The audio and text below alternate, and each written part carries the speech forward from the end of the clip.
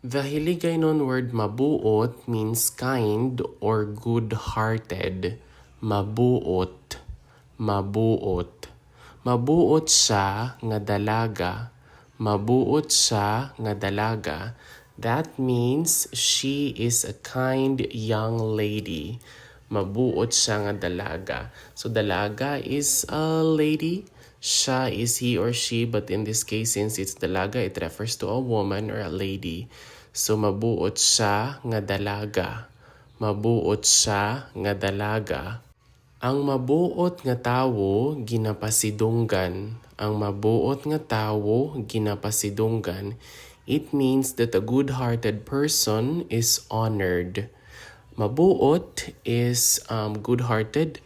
At tawo, it means a person ginapasidunggan is honored. Ang mabuot nga tawo ginapasidunggan.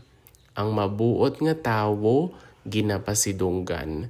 Mabuot ang imo abyan kay nagbulig siya. Mabuot ang imo abyan kay nagbulig siya. It means that your friend is kind because he or she helped. Imo abyan means friend. Imo abyan is your friend. Bulig is help. So nagbulig, it's past tense, helped.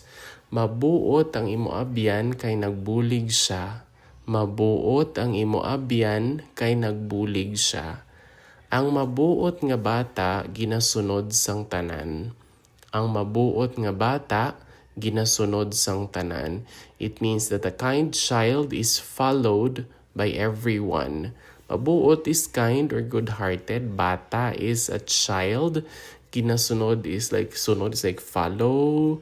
And then tanan is like everyone. So ginasunod is past tense here, so it's followed.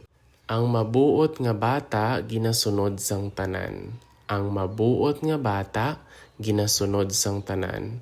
Mabuot siya nga dalaga. Ang mabuot nga tawo ginapasidunggan. Mabuot ang imo abyan kay nagbulig siya. Ang mabuot nga bata ginasunod sang tanan.